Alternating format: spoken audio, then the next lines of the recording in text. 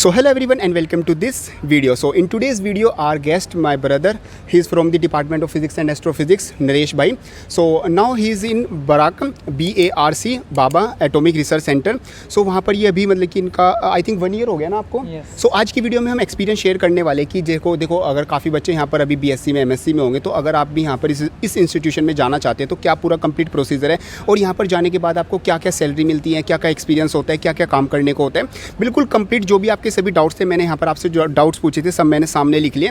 जो भी आपके क्वेश्चंस होंगे उसकी बात हम करेंगे और पूरा कंप्लीट एक्सपीरियंस आज हम बच्चों को समझाएंगे कि अगर आप मतलब कि इस इंस्टीट्यूशन में जाना चाहते हो तो आपको क्या क्या करना होगा और क्या क्या आपको यहाँ पर बेनिफिट्स मिलेंगे. तो शुरू करते हैं. सबसे पहले मैं इंट्रोड्यूस कर देता हूँ. ही इज़ नरेश एंड मैं क्या इंट्रोडक्शन करूँ, हम इनसे इंट्रोडक्शन लेते हैं. तो सबसे पहले ये रखो भाई. सो सबसे पहले हमारी जो बात रहेगी वो ये रहेगा कि आपका जो मतलब कि वर्क है एक तरीके से बार्क में, वो मतलब क्या अपने आप को इंट्रोड्यूस कैसे करोगे आप वहाँ पर. ओके. तो सबसे पहले मैं गौरव भाई को थैंक्स देना चाहूँगा कि उन्होंने मुझे इनवाइट किया एक्सपीरियंस शेयर करने के लिए. तो सबसे पहले मैं अपने बारे में बता देता हूँ. मेरा नाम नरेश कुमावत है और MSc फिज़िक्स मैंने department of physics and astrophysics में 2022 से 2024 में कंप्लीट किया है. उसके जस्ट बाद में मैं BRC में trainee scientist as a select हो गया. तो अभी BRC के अंदर भी काम कर रहा हूँ एज ए ट्रेनी साइंटिस्ट. तो बेसिकली BRC क्या है? BRC में Bhabha atomic research centre like India का एक प्रीमियम इंस्टीट्यूट है जो कि इंडिया की एज ए बैकबोन की तरह काम करता है.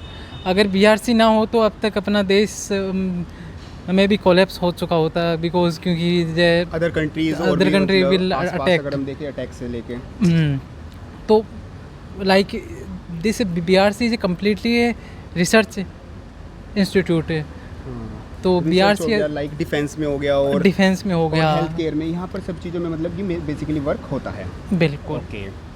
सो देखो हमारी अब मेन चीज़ ये रहेगी, अब हम बात आपस में नॉर्मली हम ना जैसे नॉर्मल बात करेंगे और आपको यहाँ पर सारी चीज़ें सिखाते रहेंगे किस किस तरीके से रहेगा.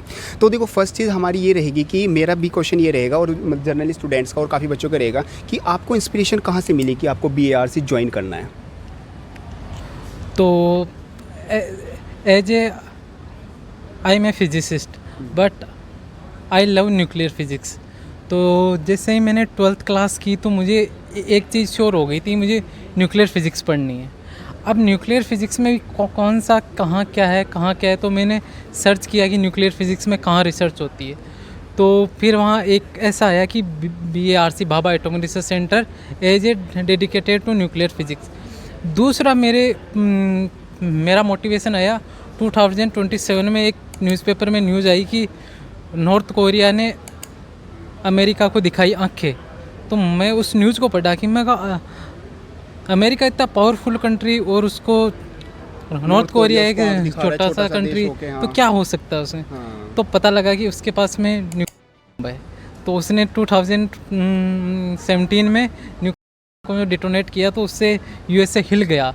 मीन्स कि अगर जिसके पास न्यूक्लियर है तो उसके पास में मतलब बहुत पावर आ गई. वो एक USA जैसी कंट्री को भी आंख दिखा सकता है. जो आज की डेट में जैसे USA ने हम पे 50% ट्रैफिक लगा दिया है, तो अब भी हम मतलब इतना ज़्यादा रिएक्ट नहीं कर पा रहे बिकॉज हमारे पास ऐसी चीज़ें अभी नहीं है. हम उस स्टेट में नहीं पहुंच पाए, इंडिया को अभी लेके नहीं गए कि हम मतलब USA हो गया, फिर रशिया या फिर कोई और अदर कंट्री भी होगी, हम उनको मुँह तोड़ जवाब दे पाएँ.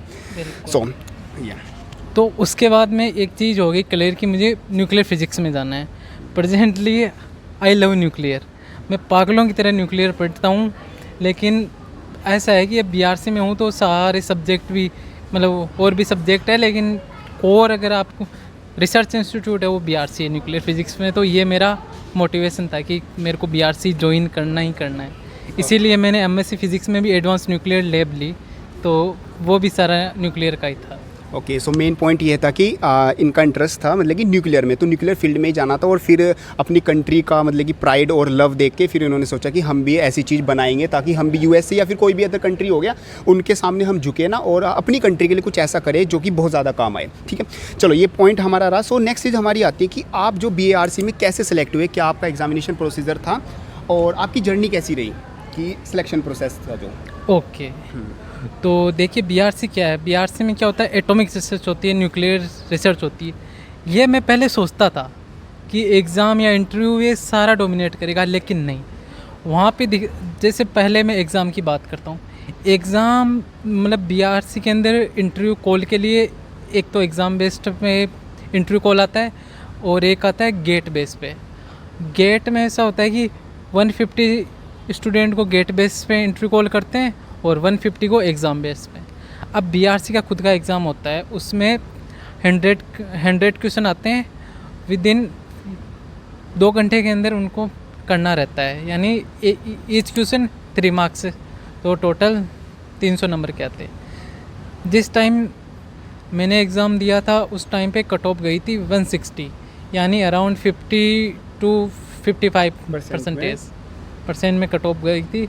और गेट का भी दिया था, तो गेट में भी मेरी रैंक अच्छी नहीं थी, तो गेट बेसिस पे कॉल नहीं आया, लेकिन एग्ज़ाम बेस पे कॉल आया। अब इंटरव्यू के लिए कॉल आया, फिर हुआ इंटरव्यू बेसिकली इंटरव्यू होता है कि तुम खुद लीड करते हो इंटरव्यू, ना कि वो इंटरव्यू लीड करते हैं। क्वेश्चन नहीं पूछते, आप ही लीड करते हो हाँ, बेसिकली। तो वहाँ पे 4 कमेटी है इंटरव्यू के लिए। उसमें से मतलब 3 कमेटी तो ऐसे पूछती है कि आप अपने चॉइस के सब्जेक्ट बताओ। एक कमेटी है कि वो ऐसे ही रेंडमली स्टार्ट कर देती है, तो उसके अंदर कोई ऐसे जो दिक्कत वाली बात नहीं है। वो भी उनको पता है कि ये एमएससी में जो कोर सब्जेक्ट है क्वेश्चन वहीं से आते हैं। तो इन माई केस मेरे को जाते ही पूछा कि चलो ठीक है, आपके फेवरेट सब्जेक्ट बताओ। तो मैंने सब्जेक्ट बताया, तो चेयरमैन मैडम ने देखा कि मैं मेरी मार्कशीट में, अच्छा कहाँ से हो, दिल्ली यूनिवर्सिटी से हो? मैंने कहा यस मैम। तो उन्होंने कहा अरे मैं भी DU से हूँ। अच्छा, तो उन्होंने पूछा अच्छा ब्रजेश चौधरी को जानते हो? मैं कहा यस मैम, वो तो हमें पढ़ाते हैं। अच्छा, तो फिर उन्होंने कहा अरे वो तो मेरे कुलिक्स है। तो मैं कहा अच्छा ओके। तो ऐसा हुआ। तो DU मतलब BRC के अंदर जो फिजिसिस्ट है, मतलब फिजिक्स डिवीज़न है वहाँ, उसमें department of physics and astrophysics के ऑलमोस्ट मिले जाते हैं, काफ़ी मिल जाएंगे। मतलब ड्यू का जो टैग है वो बोलते हैं ना काम आता है, तो वो ऐसी जगह पर आपको दिख जाएगा रियलिटी में कि देखो ड्यू का टैग कितनी जगह काम आता है। कि अगर आप इंटरव्यू देने जा रहे हो या फिर आप किसी के साथ मिलने कंपनी में जा रहे हो, तो वहाँ पर आपको दिल्ली यूनिवर्सिटी के जो सीनियर्स है वो मिल ही जाएंगे। और देखो अगर आप सेम डिपार्टमेंट से हो, सेम यूनिवर्सिटी से हो, तो हर कोई सोचेगा कि अगर हाँ देखो आप में भी कुछ ऐसी बात होनी चाहिए कि आप मतलब उस लायक हो, बाकी आपकी हेल्प हो जाएगी, मतलब काफ़ी आपको हो जाएगा। सो ये पॉइंट रहेगा। ओके, तो बच्चों को ये रहता है गेट कंपलसरी होता है एक बार आपके लिए? नो, गेट कंपलसरी नहीं है। मैं पहले इंटरव्यू पे आने से पहले एग्ज़ाम पे आता हूँ। ओके। देखिए वहाँ पे 2 टाइप की पोस्ट आती है। एक तो साइंटिफिक ऑफिसर सी, उसको हम कहते हैं TSO, ट्रेनिंग साइंटिफिक ऑफिसर, जो कि ट्रेनिंग स्कूल से। दूसरी आती है साइंटिफिक असिस्टेंट, वो भी होती है ट्रेनिंग साइंटिफिक असिस्टेंट। तो ट्रेनिंग साइंटिफिक असिस्टेंट के लिए BSc कंपलसरी है और साइंटिफिक ऑफिसर के लिए MSc कंपलसरी है। तो एग्ज़ाम ऑलमोस्ट उनका सेम सा आता है। अब एग्ज़ाम होता है इजी, एग्ज़ाम बहुत इजी आता है, like as a BSc level का ही एग्ज़ाम आता है। लाइक एटॉमिक वगैरह ऐड हो जाते हैं, लेकिन लेवल बहुत ही लो रहता है। मैटर क्या करता है, एक्यूरेसी एंड टाइम, कि आपके पास 2 घंटे हैं, उसमें 100 क्वेश्चन अटैम्प्ट करने हैं। बस मेन चीज़ यही है।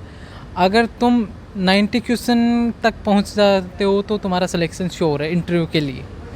अगर तुम 80 क्वेश्चन तक न जाते हो तो मतलब तुम एकदम चांसेस हो बाउंड्री पे रहते हो कि हो भी सकता है, नहीं भी हो सकता है। 80 क्वेश्चन पे, हाँ। 90 क्वेश्चन पे हम शोर लेके चल सकते हैं कि हाँ भाई हो ही जाएगा, मेरे को इंटरव्यू के लिए कॉल आई जाएगी। बिल्कुल। तो एग्ज़ाम के लिए क्या होता है, एग्ज़ाम के लिए आपको जैसे अपन नेट या गेट की प्रिपरेशन करते हैं, सेम वैसे ही मुझे प्रिपरेशन करनी है, ना कि लाइक न्यूक्लियर नहीं। क्वांटम भी पढ़नी है, क्लासिकल भी पढ़नी है, मैथमेटिकल पढ़नी है, EMT पढ़नी है। लाइक कहना चाहिए कि जो मेन बैटल सब्जेक्ट है वो classical mechanics, quantum mechanics, electrodynamics, atomic and mathematical physics, ये मेन सब्जेक्ट्स है। ओके, सो नेक्स्ट हम बात करेंगे कि आपने जब अपना एग्ज़ाम दिया तो आपने अपने एग्ज़ाम के लिए जो रिटर्न आपका एग्ज़ाम हो और जो इंटरव्यू हुआ, आपने किस तरीके से प्रिपेयर किया? कौन सी बुक्स आपने यूज़ की या फिर कौन सी जो रिसोर्सेज हैं, स्टडी मटेरियल है, वो कौन सा यूज़ किया? और आप जो आने वाले स्टूडेंट्स हैं जो इस एग्ज़ाम को देने वाले, उनके लिए क्या सजेस्ट करोगे? आप ये वाली बुक्स पढ़ो या फिर इस तरीके से प्रिपेयर करो? Any preparation tips for the students, upcoming students? Actually मैंने सेकेंड सेमेस्टर में ही एक कोचिंग ज्वाइन कर ली थी, तो मैंने कोचिंग का जो स्टडी मटेरियल है उसको पढ़ना चालू कर दिया। बस सिंपली क्वेश्चन लगाता था गेट के PYQ ही लगाए हैं। और वहाँ पे जब मैंने क्वेश्चन देखे ना, आई वाज शॉक्ड कि डायरेक्ट क्वेश्चन आए थे। गेट के जो इजी क्वेश्चन होते हैं 1 मार्क्स के, वहाँ पे डायरेक्ट ऐसे क्वेश्चन थे। तो मुझे लगा ही नहीं कि इसमें कुछ है पेपर में, बिल्कुल ईजी हुआ। तो आपको करना क्या है, एग्ज़ाम के लिए गेट की प्रिपरेशन करनी है, और हो सके तो किसी कोचिंग का स्टडी मटेरियल या कोचिंग ले लीजिए। तो उससे बहुत ज़्यादा, क्योंकि आजकल कंपटीशन बहुत है, बच्चे नेट की भी तैयारी कर रहे हैं, गेट की भी कर रहे हैं, JM की भी कर रहे हैं। तो उस कंपटीशन को थोड़ा सा फाइट करने के लिए कोचिंग मस्ट है। आपको तो अच्छा स्टडी मटेरियल मिल जाएगा और फिर मतलब आपको थोड़ी लीड मिल जाएगी। एक ऐसा आपको ढूंढना नहीं पड़ेगा कि मेरे को ये पढ़ना है वो पढ़ना है, वहाँ पर कंसाइज मिल जाएगा, कंसाइज मिल जाएगा बिल्कुल। ये रहेगा। और एज ए बुक्स की बात करें तो बुक्स थोड़ा सा ज़्यादा हो जाता है, मतलब उस टाइप के क्वेश्चन आते नहीं हैं। वो उठाते हैं डायरेक्ट गेट के PYQ, नेट के PYQ, सेट के PYQ, उनको उठा के डायरेक्ट वहाँ एग्ज़ाम के अंदर इस क्वेश्चन आपको डायरेक्ट वाले देखने को मिलेंगे। ऐसे नहीं कि अगर आप बुक्स बहुत ज़्यादा पढ़ के जाओगे तो बुक्स का आपको ज़्यादा हेल्प होगी। इवन अगर आप बुक्स को ज़्यादा नहीं पढ़ते हो, PYQ क्वेश्चन अच्छे से कर लो, तो डायरेक्ट आपको क्वेश्चन देखने को मिल जाएंगे। आप क्वेश्चन पढ़ोगे और डायरेक्ट आंसर भी मार्क कर सकते हो। अच्छा, फिर भी वैसे कोई बुक्स रहेंगी जिनको बच्चा पढ़ सकते हैं अपना बेस स्ट्रॉन्ग करने के लिए, कुछ ऐसी बुक्स, या फिर MSc में वो बुक पढ़ना स्टार्ट कर दे ताकि उसको एक रीडिंग हैबिट भी हो जाए और इसके बारे में रिसर्च फील्ड एंड न्यूक्लियर के बारे में उसको नॉलेज भी रहे, ऐसी कोई बुक्स? यस, देखिए इंटरव्यू के लिए तो बुक से काम आएगी, उसके अंदर कोचिंग का कोई रोल नहीं रहेगा। अगर आपके कॉन्सेप्ट अच्छे हैं तो आप इंटरव्यू निकाल लोगे, वरना इंटरव्यू नहीं निकलेगा। इंटरव्यू होता है एकदम अच्छे वाला, तगड़े वाला, 1.5 घंटे भी चलता है, 1 घंटे 20 मिनट तो नॉर्मल है साइंटिफिक ऑफिसर का इंटरव्यू। तो उसके लिए आपको सबसे पहले बैकबोन ऑफ द फिज़िक्स अर्थर बाइजर को एकदम अच्छे से पढ़ना है, कि वो हर सब्जेक्ट की बैकबोन है, न्यूक्लियर, एटॉमिक, सब के लिए उसको तो पढ़ना ही पढ़ना है। फिर basically as a subject wise quantum के लिए जेटली हो गई, क्लासिकल मैकेनिक्स के लिए जेसी उपाध्याय हो गई, ईडी के लिए ग्रिफिथ हो गई, और मैथमेटिकल फिज़िक्स के लिए HK दास हो गई।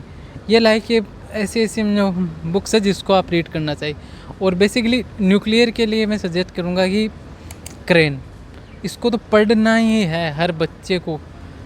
क्रेन ऐसी बुक है कि वहाँ से क्वेश्चन आते ही हैं, चाहे आप इंटरव्यू में जाओ, प्रमोशन इंटरव्यू जाओ, कहीं, वो तो आपको अपने साथ में रखनी है।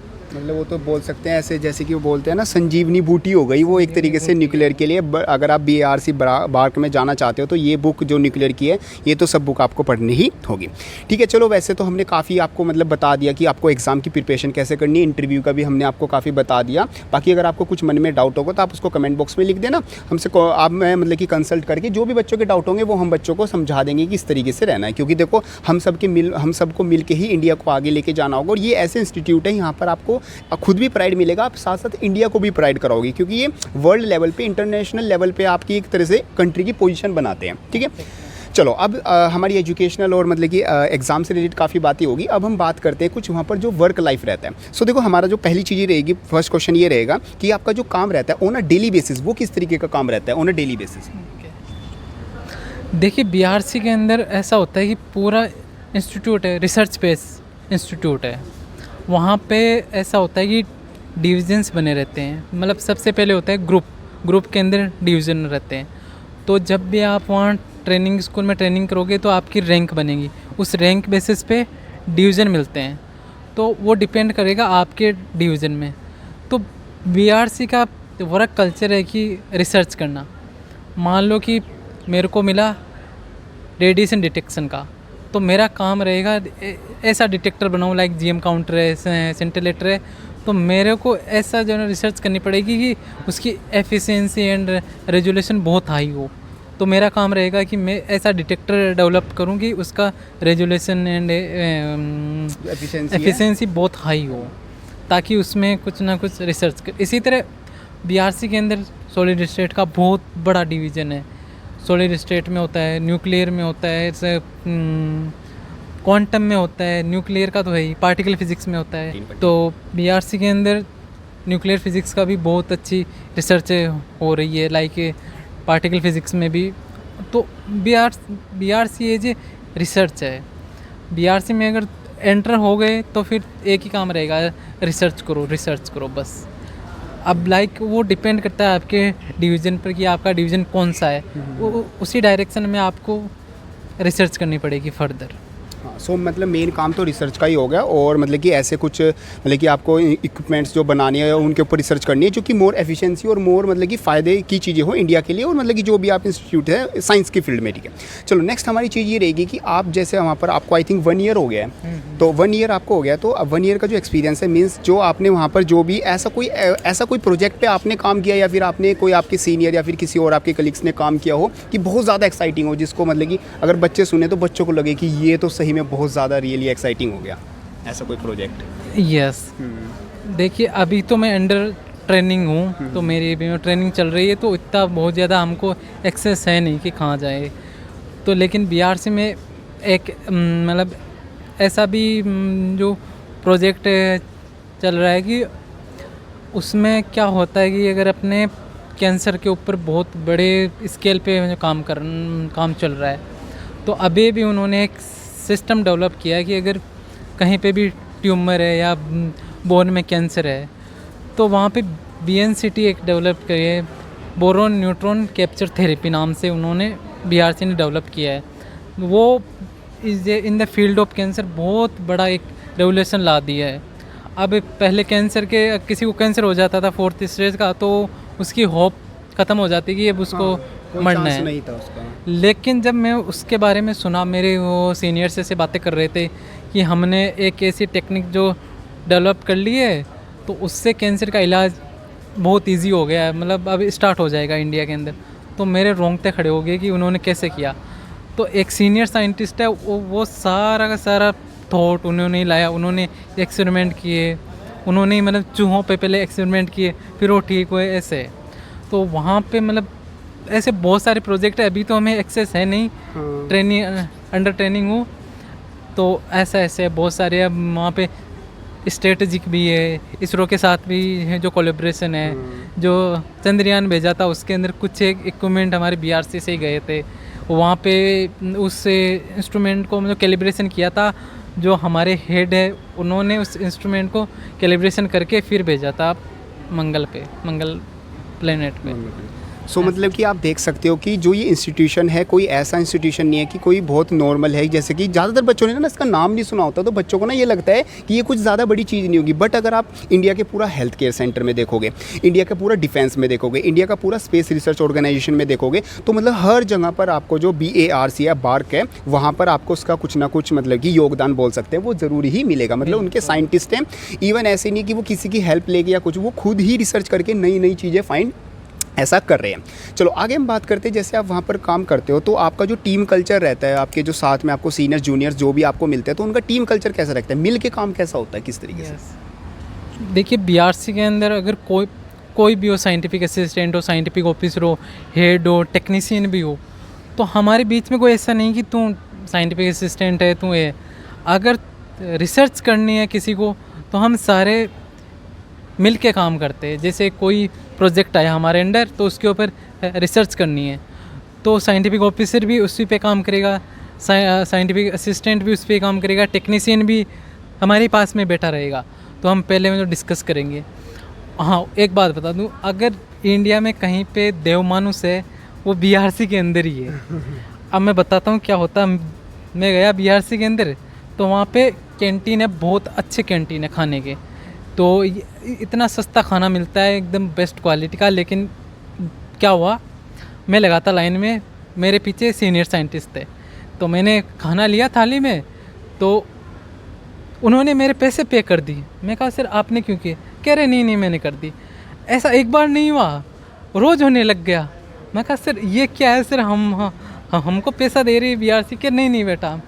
तो मुझे ऐसा इंस्टीट्यूट पहले बार लगा कि इतना डिसिप्लिन, इतने अच्छे लोग हैं बीआरसी में, मतलब कहना चाहिए सारा देवमानुष वहीं है, इतने हेल्पफुल लोग हैं। ऐसे लगेगा नहीं कि ये डिवीज़न हेड है, एकदम ऐसे। मैं खाना खाता हूँ तो पास में बात करते हैं, फिज़िक्स की बातें चलती है, एक्सीलेटर की बातें चलती है। मुझे ऐसे लगता ही नहीं, सारे कोई ना कोई फिजिसिस्ट मिल ही जाएगा जो बाहर कोई रिसर्च करने गया, हाँ इंटरनेशनल करने गया। ऐसे ऐसे लोग हैं कि मैं तो शौक हो गया। अब मैं कभी भी चाय भी पीता हूँ ना कोई पहले ही पे कर देता है मेरे पैसे। मैं रोकता हूँ, सर अभी मेरे पास भी पैसे दे रहे हैं बीआरसी ने, लेकिन पे कर देते हैं। तो ये वहाँ का कल्चर है।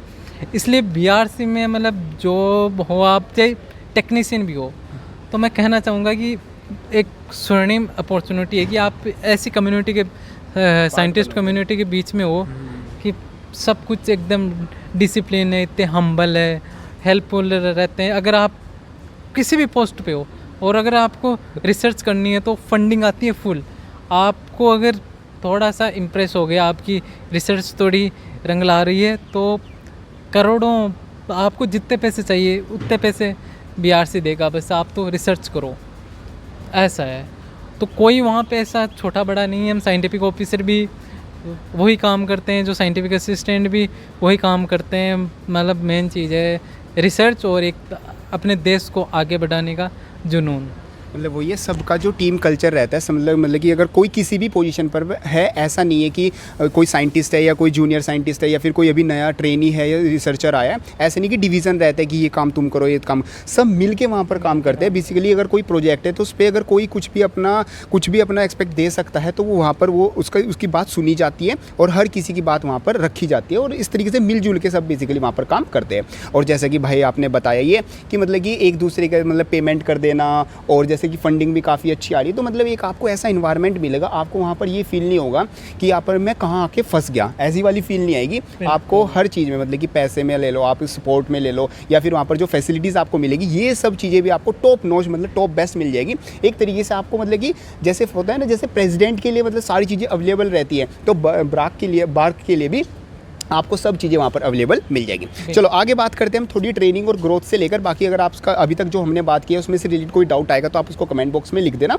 बाकी हम जो भी आपके डाउट्स है वो सोल्व करते रहेंगे। चलो आगे बात करते हैं, जैसे आपकी जो अभी ट्रेनिंग चल रही है आई थिंक है ना, तो ट्रेनिंग में आपका कैसा एक्सपीरियंस है, क्या क्या चीज़ें आपको सीखने को मिल रही है और क्या क्या चीज़ें रहती हैं? देखिए ऐसा है कि जो मेरी ट्रेनिंग हुई है 1 साल की, जो मैंने सीखा है ना, आज तक मैंने लाइफ में नहीं सीखा। जैसे बात करते हैं अपन एमएससी बीएससी में पढ़ते हैं कि E=mc², या फिर डिके लो है, लाइक रेडियो एक्टिव डिके है, तो उसका वहाँ पे एकदम लाइव एग्जांपल, यानी लाइव देखते हैं हम कि कैसे डिके हो रहा है, कैसे हाफ लाइफ हो रही है। तो जो मेरी ट्रेनिंग हुई है उसमें मैंने इतने सब्जेक्ट पढ़ाए हैं, और पढ़ा था कौन है, वो साइंटिफिक ऑफिसर होते हैं जो हायर लेवल पे होते हैं, साइंटिफिक ऑफिसर EG। तो उनके पास इतना एक्सपीरियंस है कि वो आते हैं क्लास में ऐसा पढ़ाते हैं कि आपको एक साइंटिस्ट को जो प्रिपेयर करते हैं ना, तो वो ट्रेनिंग स्कूल में साइंटिस्ट को प्रिपेयर करने जाते हैं। अगर आपको एमएससी तक का कुछ नॉलेज भी नहीं है ना, तो वो आपको scientific as a scientific officer में तैयार कर देंगे 1 साल के अंदर। इतना अच्छा कुछ है। बस थोड़ा सा वहाँ है कि कंपटीशन भयंकर लेवल का रहता है। ट्रेनिंग स्कूल में जितना कंपटीशन है उतना इंडिया में कहीं नहीं है। वहाँ पे एक एक मार्क्स के लिए सारी मतलब जान लगा देते हैं बच्चे। बस वो 1 साल की अगर ट्रेनिंग में आपके रैंक अच्छी आ गई तो आपके पास चॉइस रहेगी कि कहाँ पोस्टिंग लूँ। जैसे बीआरसी के सेंटर दिल्ली में भी है, राउतबाटा में भी है, कलपक्कम में भी है, वाइजैग में भी है, तो आरआर केट में है। तो जैसे हम सारे नॉर्थ इंडियन के लिए क्या चाहिए, दिल्ली या आरआर केट। तो आरआर केट में जाने के लिए आपको रैंक लानी पड़ेगी बहुत अच्छी। इसके लिए ट्रेनिंग स्कूल में मेहनत करनी पड़ेगी अच्छी खासी। बीआरसी के लिए भी बहुत अच्छी खासी। अगर आपका इंटरेस्ट है लाइक कि मुझे रिएक्टर बनाना है, रिएक्टर में करनी, तो अभी रिएक्टर का सारा काम शिफ्ट कर दिया है कलपक्कम में। तो कलपक्कम में thorium based nuclear power plant का अभी काम चल रहा है खूब, तो वहाँ पर जा सकते हो। फिर तो वो डिपेंड करता है कि आपको कहाँ जाना है। जैसे आरआर केट है, वहाँ पे लेज़र पे काम हो रहा है, राउतबाटा के अंदर है आइसोटोप वगैरह पे काम हो रहा है, तो वो फिर आपकी चॉइस पे डिपेंड करता है। तो एज ए ट्रेनिंग स्कूल में जो मैंने सीखा है, तो मेरे को ऐसे मतलब ऐसा लगा कि पैसे भी दे रहे हैं पढ़ने के और पढ़ भी रहा हूँ। आपको ऐसा मतलब लगा। पढ़ाई के साथ साथ अर्निंग भी हो रही है और बहुत ज़्यादा रिस्पेक्ट भी मिल रही है और एक हेल्पफुल और काइंड जो मतलब कि सब पर्सन है उनके बीच में तो मैं हुई, और एक रिस्पेक्ट के साथ साथ एक प्राइड वाली फील भी मिल रही है कि मैं इस डिपार्टमेंट में काम करता हूँ। तो अगर जैसे कि वैसे तो काफ़ी चीज़ें ऐसी होती हैं कि मतलब जो कॉन्फिडेंशियल रखनी होती है, भाई ने वैसे तो मेरे को मतलब कि बिहाइंड द कैमरा कुछ बताई भी हैं थोड़ी बहुत चीज़ें, बट ये है कि सारी चीज़ें हम ऑन द कैमरा भी नहीं बता सकते और सारी चीज़ें भाई मेरे को भी नहीं बता सकते, क्योंकि काफ़ी चीज़ें मतलब कि जो सीक्रेट होती हैं, मतलब कि जो कॉन्फिडेंशियल होती है वो अंदर ही रखनी होती है। इवन मैंने ऐसा सुना है कि मतलब जो फ़ोटोज़ होते हैं फ़ोन अलाउड भी नहीं होता अंदर सोशल मीडिया पर भी, ऐसा उससे रिलेटेड क्या आप क्या कहना चाहोगे? बिल्कुल।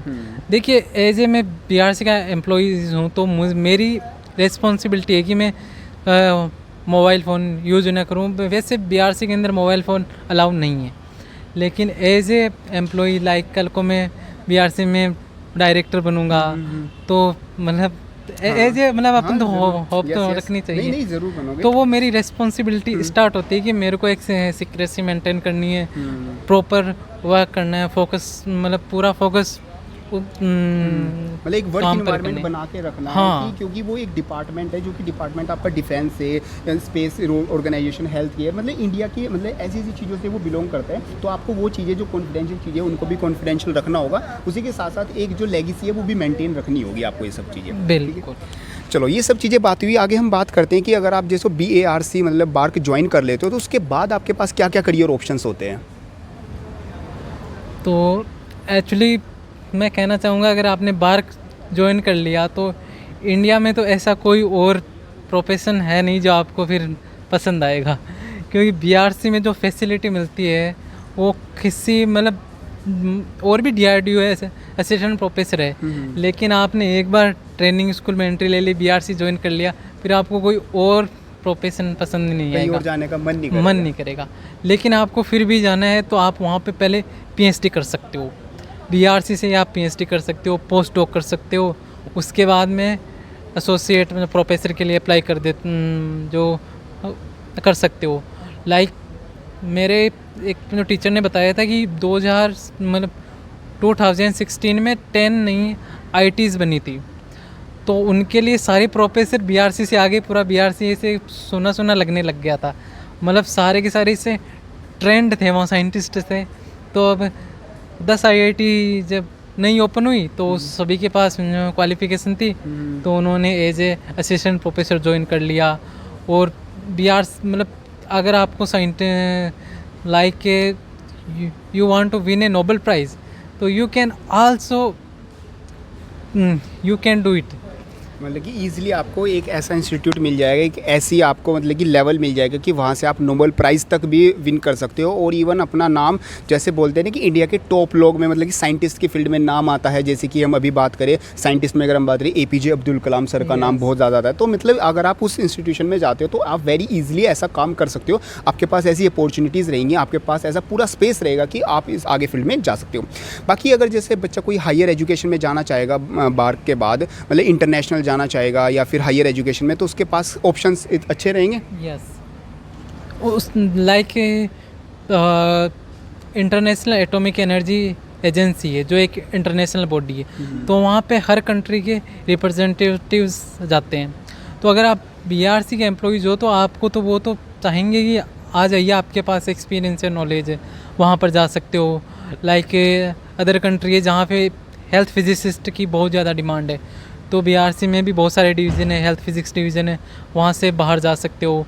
PhD ज्वाइन करके आप CERN में LSE में ज्वाइन कर सकते हो।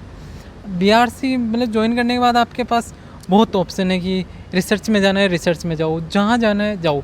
बस वहाँ पे इतना है कि जो आपको पहले हेड की परमिशन लेनी पड़ेगी, बस ये थोड़ा सा वहाँ पे कि आप डायरेक्ट कहीं पे भी अप्लाई नहीं कर सकते, तो वो हेड की विदाउट हेड की जो परमिशन आप से आप आगे नहीं जा।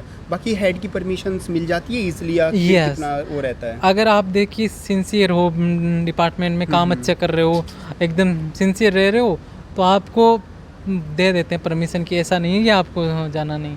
वो तो चाहते हैं कि बाहर जाओ, सीख के आओ, यहाँ पे काम फिर करो, यहाँ पर बाहर आके काम इम्प्लीमेंट करो ये सब चीज़ें। करो। बिल्कुल। ओके, सो नेक्स्ट हम बात करेंगे कि जैसे हमने बोला कि जो आपका बार्क है वो सब जगह पर ही मतलब उसका कुछ ना कुछ कंट्रीब्यूशन है। तो लाइक हेल्थ केयर में भी बताया कि जैसे कैंसर के लिए जो आपकी मेडिसिन थी वो प्रिपेयर की गई है, वैक्सीन टाइप। और बाकी अगर हम बात करें कि डिफेंस फील्ड में ऐसा मतलब कि आप कुछ एग्जांपल देना चाहोगे डिफेंस फील्ड में बार्क ने ये वाला मतलब कि चीज़ों को कंट्रीब्यूट किया ताकि बच्चों को लगे कि हाँ ये सही में बहुत ज़्यादा फैसिनेटिंग चीज़ है। ओके, तो देखिए पहले तो बीआरसी के अंदर क्या होता है कि मतलब मेन चीज़ है कि ध्रुवा रिएक्टर है। तो अगर आप ऐसे नाम सुनते हो ना ध्रुवा, तो ही आपके बॉडी में से गूज़बम्स आने चाहिए कि ध्रुवा, वो एक दिस सेंसेशन इज हो ए गई है। Pride of nation. कि उस जो ध्रुवा रिएक्टर है लाइक मतलब एक तो पावर प्लांट होता है जहाँ पे बिजली की रेट होती है, वो एक अलग चीज़ है, लेकिन ध्रुवा एकदम प्योर रिसर्च बेस्ड रिएक्टर है। तो उस ध्रुवा में जो मैंने जब देखा ना कि ये देश के लिए कितना इम्पोर्टेंट है, तो मैं शॉक हो गया।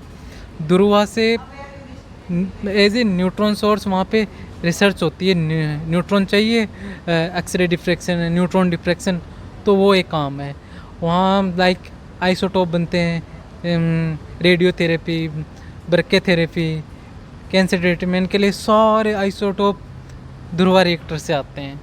तो ये उसका मेन रोल है कि बीआरसी ने कि सारा का सारा जो इंडिया में कैंसर ट्रीटमेंट ऑल ओवर वो ध्रुवा से आते हैं। रिसर्च जो न्यूट्रॉन बेस्ड सारी रिसर्च होती है ध्रुवा से होती है। अब like in the field of defence, तो डिफेंस में तो इतना कुछ मैं बता नहीं सकता, लेकिन आपको पता ही है कि आपको मैं से एक मैं सजेस्ट करूँगा कि मूवी देखना परमाणु, तो आप जो समझ जाएंगे कि ऐसा है। लेकिन आप देश एक सुरक्षित है क्योंकि बीआरसी वाले साइंटिस्ट काम कर रहे हैं, ऐसा समझ लीजिए आप। सो हम मतलब हम बैठ के वीडियो बना पा रहे हैं, आप बैठ के वीडियो देख पा रहे हैं, तो वो सिर्फ इसी की वजह से बिकॉज हमारे पास नरेश भाई जैसे साइंटिस्ट हैं और इनके जो सीनियर्स है, हेड है, मतलब कि हमारे पास बार्क जैसा एक इंस्टीट्यूट है जो कि हमारे बेसिकली बोल सकते हैं जैसे जैसे आर्मी हो गया, आर्मी हमारा फ्रंट पे हमारी हमें डिफेंस आर्मी हो गया, बीएसएफ हो गया, ये सारी चीज़ें, एयरफोर्स, ये सब चीज़ें हमें सेव कर रही है फ्रॉम दी एक्सटर्नल्स जो भी हमारे ऊपर हमला हो सकता है। बट जो ये जैसे न्यूक्लियर पावर हो गया, ये चीज़ें हमें सेव कर रही है from the every country, means जैसे यूएसए हो गया, रशिया हो गया, जैसे हमारी जो नेबर कंट्री होगी पाकिस्तान, चाइना हो गया। अब ये हमें मतलब आंख नहीं दिखा सकते कि हम तुम पर ये कर देंगे, वो कर देंगे, ऐसा कर देंगे। जैसे कि भाई ने मेरे को एक एग्जांपल भी बताया था, वो साउथ कोरिया वाला, आप ऐड करना चाहोगे? यस, जो नॉर्थ कोरिया है वो छोटा सा कंट्री है, लेकिन वो किसी से नहीं डरता, ना किसी के सामने झुकता, क्योंकि उसके पास में ऑफिशियली ये न्यूक्लियर जैसी चीज़ें हैं, न्यूक्लियर डिक्लेयर कंट्री है। तो अब एज ए अपनी मतलब न्यू सेफ्टी के लिए भी वो बहुत ज़रूरी है। हाँ। तो ये एक मैं मतलब बता नहीं सकता। सो देखो ऑन कैमरा भी या फिर ये सारी चीज़ें हम शेयर नहीं कर सकते। बाकी आप मतलब कि एक इस तरीके से समझ सकते हो कि जो बार्क है वो एक तरीके से इंडिया की एक तरीके से सेफ्टी के लिए बहुत ज़्यादा ज़रूरी है। और इंडिया अगर आज मतलब कि सेफ़ है तो वो एक बार्क की वजह से है, बिकॉज इन 21st सेंचुरी मतलब कि आज जो वर्ल्ड वॉर अगर होती है तो वर्ल्ड वॉर ऐसे गन से या फिर मतलब कि ये एयरप्लेन हो गया या फिर फाइटर जेट हो गया, इनसे ना लड़ी जाके जो आपको पता है किस चीज़ से लड़ी जाएगी। बाकी देखो वीडियो भी डीमोनेटाइज ना हो जाए तो हम वर्ड्स को भी ज़्यादा यूज़ नहीं कर सकते, बाकी चीज़ें कॉन्फिडेंशियल रखनी है। तो मतलब कि पूरा वर्ल्ड ख़त्म हो सकता है इस चीज़, ये जो आपके इस तरीके की न्यूक्लियर चीज़ें हो गई। तो इस चीज़ों को मतलब कि कंट्री को सेव करने में जो बार्क है उसका बहुत ज़्यादा रोल रहता है। चलो पढ़ाई से रिलेटेड काफ़ी बात हो गई है। बच्चों का जो फैसिनेटिंग दिमाग में क्वेश्चन रहता है वो ये रहता है कि आपको वहाँ पर सैलरी कितनी मिलती है, या फिर जो एक्स्ट्रा में जो पर्क्स मिलते हैं जैसे हॉस्टल हो गया, फिर रेजिडेंटल हो गया, या फिर क्या क्या अलाउंसेस मिलते हैं, वो सब चीज़ें आपको क्या क्या मिलता है? देखिए सबसे पहले वहाँ पे जो ट्रेनिंग स्कूल आप ज्वाइन करते हो तो आप किंग हो वहाँ, ऐसे मानो। आपको नाश्ता पकाया मिलेगा, लंच डिनर सब कुछ हाइजीन लेवल का मस्त मिलेगा। और वहाँ पे 1 साल की ट्रेनिंग में साइंटिफिक ऑफिसर की 1 साल की ट्रेनिंग के अंदर पर मंथ आपको 74,000 पर मंथ दिए जाएंगे एज अ ट्रेनर जब आप ज्वाइन हाँ एज ए ट्रेनी। तो इन हैंड 60,000 आपके इन हैंड आ जाएंगे। और जब आप as a scientific officer C join करोगे तो आपकी पे लेवल रहेगी 56,000। तो सारा मिला के 95,000 से लेके 1 लाख तक आपकी जो सैलरी रहने वाली है। और एज ए साइंटिफिक असिस्टेंट आपकी सैलरी 70 से 80,000 मतलब 17,000 से 80,000 के बीच के अंदर आफ्टर ज्वाइनिंग ए साइंटिफिक असिस्टेंसी रहने वाली है। ऐसा है। सो ओके, तो वहाँ पर जैसे कि आप मतलब कि वहाँ पर रिसर्चर का मतलब ट्रेनर अभी हो, तो वहाँ पर आपका रहने का किस तरीके से होता है? आपको हॉस्टल्स मिलते हैं या फिर रेजिडेंटल रूम्स मिलते हैं अलग से? जैसे लैब्स तो आपको सब कुछ वहीं पर मिल गया, तो आपका रहने का जो एकोमोडेशन है वो किस तरीके से रहता है? तो देखिए आफ्टर कंप्लीट मतलब ट्रेनिंग कंप्लीट होने के बाद में आपको अगर बीआरसी मुंबई ज्वाइन करते हो मतलब हेड क्वार्टर, तो आपको 2 या 3 साल वेट करना पड़ सकता है कि आपको अंदर कॉलोनी के अंदर रूम मिले। बाकी जगह लाइक बीआरसी कलपक्कम वाइजैक वहाँ पे तो बहुत अच्छी अच्छी कॉलोनी है, मस्त जगह है, लेकिन बीआरसी मुंबई के अंदर 1-2 साल वेट करना पड़ सकता है, ताकि मतलब जैसे ही कोई रिटायर होता है तो फिर आपको वहाँ पे शिफ्ट कर सकते हैं, ऐसा है। लेकिन आपको पूरा टीए मिलेगा, अगर बाहर भी रहते हो आप टीए, डीए, एचआरए सब मिलेगा, सारा मिलेगा। तो कोई ऐसे दिक्कत नहीं है कि वहाँ पे शटल आती है जो आपके घर के पास में शटल आएगी, बीआरसी के मेन गेट पे छोड़ेगी, फिर शाम को वापस आएगी, तो कोई ऐसी दिक्कत नहीं है। फैसिलिटीज़ वाइज आपको किसी भी तरीके की प्रॉब्लम नहीं होगी, फैसिलिटीज़ आपको ऐसे फुल फैसिलिटीज़ मिलेगी। चलो ये पॉइंट हमारा रहता है। अब हम बात करते हैं लास्ट, हम वीडियो को लास्ट में लेके आते हैं। काफ़ी लंबी हमारी वीडियो हो गई, बाकी अभी तक अगर आप वीडियो देख रहे हो तो उसका मतलब आप एक सीरियस एस्पिरेंट हो, तो मतलब कि आप सही में के बारे में जानना भी चाहते हो और आप जैसे बच्चे आगे चल के एग्ज़ाम को क्लियर करेंगे और आपको शायद मौका मिलेगा नरेश भाई से वहाँ पर जाके मिलने का, या फिर और ज़्यादा सीनियर्स हो गए तो आपको मिलेगा। चलो अगर कोई बच्चा जैसे भी बीएससी, बीटेक या फिर एमएससी, एमटेक में कोई बच्चा है वो प्रिपेयर करना स्टार्ट करना चाहता है, तो उसके लिए क्या एडवाइस रहेंगी? तो उसके लिए कि मैं सिंपली कहना चाहूँगा कि आप मतलब गेट का जो एग्ज़ाम है उसको अपना बेस बना के फिर तैयारी करो, क्योंकि जो एग्ज़ाम होता है वो भी गेट बेस पे आता है और आपका इंटरव्यू कॉल आता है जो 50% वो गेट बेस पे आता है। तो आपको बेसिकली गेट के थ्रू गेट के PYQ देखो एक बार, फिर उसके हिसाब से तैयारी करनी चाहिए। अगर आप एमएससी के फर्स्ट ईयर में हो तो आपके पास काफ़ी टाइम है, अगर सेकेंड ईयर में हो तो भी आपके पास 2-3 महीने हैं, तो एक बार सारा सिलेबस रिवाइज करके एग्ज़ाम दो।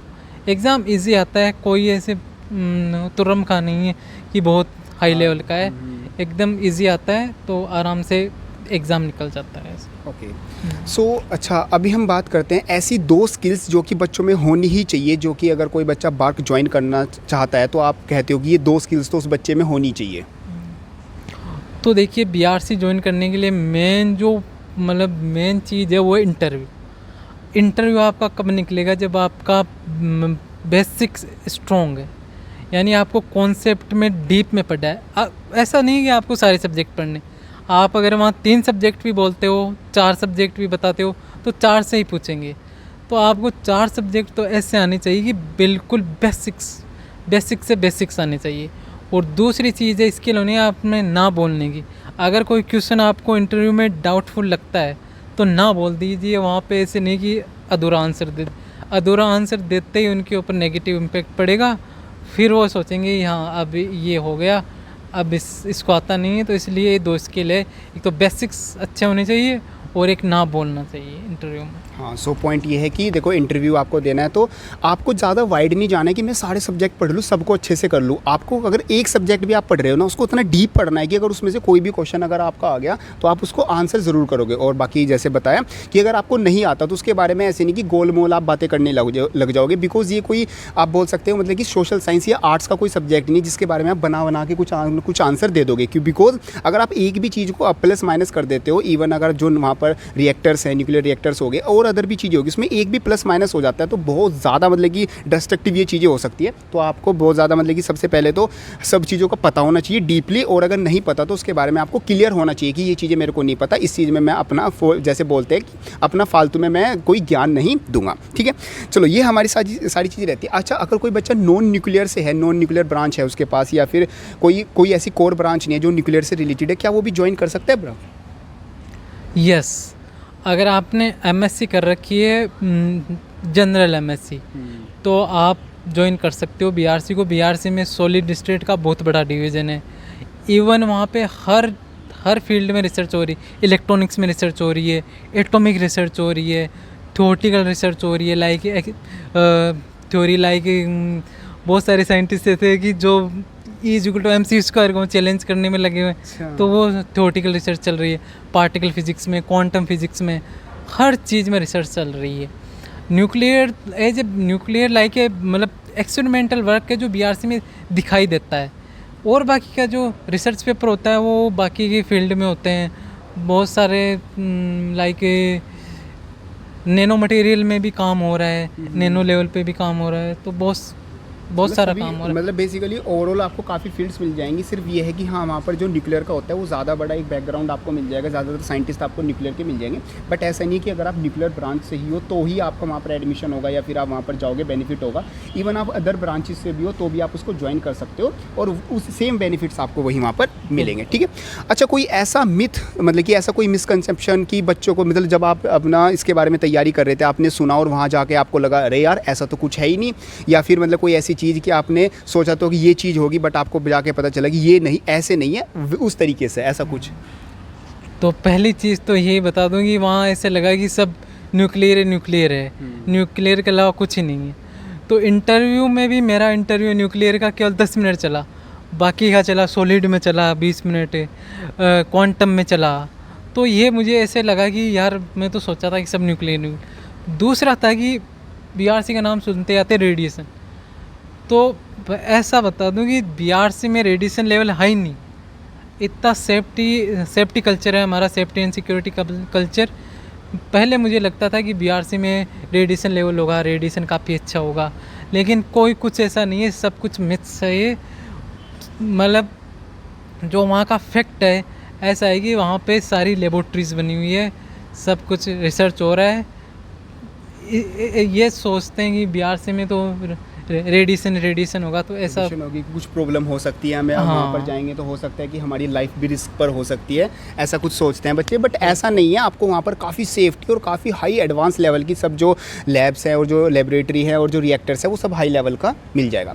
तो ये सब कुछ रहता है आपका, मतलब कि आपके सभी क्वेश्चन थे मैंने आंसर कर दिए यहाँ पर, और बाकी मतलब कि आई होप मतलब कि सब चीज़ें हमने कवर कर ली है। अगर कोई ऐसी चीज़ आप अपनी तरफ से ऐड करना चाहोगे जो शायद मैंने नहीं पूछा, बिकॉज मेरे को जितने इसके बारे में नॉलेज थी मैंने आपसे क्वेश्चन किए, बाकी आपको ज़्यादा एक्सपीरियंस है, तो कोई ऐसी चीज़ आप ऐड करना चाहोगे कि ब्राक से रिलेटेड कि हाँ आपने ये पूछा नहीं, या फिर मैं ये बच्चों को बताना चाहूँगा, या फिर आपको भी ऐसा कुछ बताना चाहूँगा, ऐसी कोई चीज़? अच्छा, देखिए मैं ये बताना चाहूँगा कि जिस बैकग्राउंड से मैं बिलोंग करता हूँ ना, उस हिसाब से जो बीआरसी ने मुझे दिया है ना, वो मोर देन इनफ है। बीआरसी ने इतनी मतलब जो मेरी केयर की है, लाइक मेरे को डेंगू हो गया था, तो डॉक्टर ने मेरे को हाथों हाथ एडमिट किया, हाथों हाथ रात को मेरे को 12 बजे एडमिट किया, मतलब बुखार आ रखा था। 12 बजे ओपीडी से डॉक्टर आए, हाथों हाथ मेरा चेकअप किया, खाना पीना सब फ्री, मेडिसिन सब फ्री। इतना केयर मेरे को हर 15 मिनट में आके पूछ रहे, अच्छा सर आपको मुझे बुखार तो नहीं है? नहीं है। आपको बुखार तो नहीं है? इतना केयर किया मेरा, आई कांट एक्सप्लेन। तो अगर आप बीआरसी ज्वाइन करते हो तो आपके फैमिली मेम्बर के लिए इंश्योरेंस, मेडिकल इंश्योरेंस सेफ्टी हो जाएगी। तो आप कहीं पे भी इंडिया में किसी भी हॉस्पिटल में, कितना ही महंगा हो, आप हॉस्पिटल में दिखा सकते हो। आपके लिए ऐसा है कि बीआरसी अगर आप एम्प्लॉई हो ना, तो मैं कहना चाहूँगा कि स्वर्ग में सिंहासन है, ये है। लेकिन बीआरसी ने बस एक मेरी इमेजिनरी गर्लफ्रेंड थी न्यूक्लियर फिज़िक्स, उससे थोड़ा सा मेरा उसको बना दिया एक्स, क्योंकि वहाँ पे जाके और भी सब्जेक्ट है, लाइक रेडिएशन डिटेक्शन में मुझे बहुत अच्छा लगने लग गया। तो मेरे को अब रेडिएशन बहुत अच्छा लग रहा है, तो अब मेरी गर्लफ्रेंड रेडिएशन फिज़िक्स हो गई। तो अब न्यूक्लियर कहीं कोने में बैठ के रो रही होगी, लेकिन मुझे तो अब रेडिएशन फिज़िक्स से प्यार हो गया, ये मैं बताना, ये ऐड करना चाहेंगे। सो देखो इस तरीके से रहता है आपका बार्क में सब कुछ, और ऐसा नहीं है कि बहुत ज़्यादा हेक्टिक लाइफ होगी, बहुत ज़्यादा हेक्टिक शेड्यूल होगा कि ऐसा होगा। देखो आप देख सकते हो हम साथ में बैठ के, और ऐसा नहीं है कि देखो आप मतलब कि आपको कहीं जाने नहीं रह जाएगा या फिर बहुत ज़्यादा हेक्टिक शेड्यूल होगा और आप ऐसी फील्ड में वर्क कर रहे हो तो आप बहुत ज़्यादा ऐसे जैसे बोलते हैं ना साइंटिस्ट हो जाते हैं, बच्चों के रहते हैं साइंटिस्ट पागल हो जाते हैं, ये चीज़ें रहता है। तो ऐसा नहीं है, हम सामने बैठ के ईजिली बात कर रहे हैं, अच्छा सब कुछ रहता है। मतलब बहुत अच्छा आप एक्सपीरियंस है कि अगर आप वहाँ पर ज्वाइन करते हो तो आपकी लाइफ एक तरीके से बहुत ज़्यादा चेंज हो जाएगी। जैसे काफ़ी काफ़ी बच्चों को लगता है कि इतना ज़्यादा पढ़ के कहाँ पर जाएंगे, इंडिया में कोई फैसिलिटी नहीं है, इंडिया से बाहर चले जाओ, पीएचडी करने के लिए बच्चे बाहर जाते हैं, ज़्यादातर जर्मनी बच्चे जाते हैं। बट ऐसा नहीं है कि इंडिया में भी आपको काफ़ी ऐसी फील्ड्स मिल जाएंगी जहाँ पर अगर आप जाते हो तो इवन इंटरनेशनल से ज़्यादा बेनिफिट्स आपको यहाँ पर मिल जाएंगे, और आपकी फैमिली के लिए भी, साथ साथ आपके लिए भी, मनी वाइज आप देख लो, फाइनेंशियली आप देख लो, हेल्थ केयर में देख लो, सब चीज़ों में आपको बहुत ज़्यादा बेनिफिट मिल जाएगा। और देखो बच्चों को, पेरेंट्स को ये रहता है कि गवर्नमेंट जॉब होनी चाहिए, गवर्नमेंट जॉब होनी चाहिए, तो एज ये गवर्नमेंट जॉब भी है तो उसका भी टैग आपको मिलता है। और एज सच आपके मन में जो भी सारे डाउट्स हैं वो यहाँ पर जाके क्लियर हो जाएंगे। एज सच ऐसी कोई चीज़ नहीं होगी जो यहाँ पर आपको नहीं मिलेगी। तो ये सब कुछ हमारा रहता है। तो होपफुली हमने सभी बता दिया ना, होपफुली अब तो कुछ, अब तो ऐसा कुछ सच कुछ रहा नहीं। बाकी अगर हमसे कुछ रह भी गया तो आप कमेंट बॉक्स में लिख सकते हैं, क्योंकि आप अभी इसके बारे में रिसर्च कर रहे हो तो आप ज़्यादा मतलब जानने की कोशिश कर रहे होंगे। बाकी अगर आपको कोई डाउट्स होगा तो हम उसको ज़रूर मतलब कि यहाँ पर आपका रिप्लाई करके, या फिर आपकी नेक्स्ट वीडियो में जब भी हमारा मिलना होगा नेक्स्ट टाइम पे, हम उसको आपकी तरह से शेयर करेंगे। बाकी अगर आप हमसे कुछ बताना चाहते हैं तो आप बता सकते हैं। सो वाइंड अप करते हैं, ये सब कुछ हमारा रहता है। So thank you so much भाई नरेश भाई। नरेश भाई दिल्ली आए थे आप, मतलब कि हमसे मिले, और भाई का थोड़ा सा काम भी था, सुबह से भाई थोड़ा इधर उधर घूम रहे थे तो वो वाला काम किया पहले कंप्लीट। तो ये जगह जो है बहुत ज़्यादा हेक्टिक है, यहाँ पर बच्चे इधर उधर घूमते ही रहते हैं, परेशान रहते हैं, ये इस तरीके से हमारा रहता है। तो thank you so much video को देखने के लिए। कोई डाउट आएगा कमेंट बॉक्स में लिख देना, एंड यस वीडियो हेल्पफुल लगे इसको लाइक ज़रूर कर देना, एंड यस अपने उन्हीं सभी फ्रेंड्स में ज़रूर शेयर कर देना जो कि अपना BARC का एग्जाम देना चाहते हैं, या फिर इसमें इंटरेस्ट रखते हैं, या फिर इसके बारे में बिल्कुल भी उनको नहीं पता, न्यूक्लियर फिजिक्स से किसी भी चीज़ से रिलेटेड है वो उसमें इंटरेस्ट रखते हैं। तो थैंक यू सो मच, मिलते हैं अपनी नेक्स्ट वीडियो में। Thank you so much.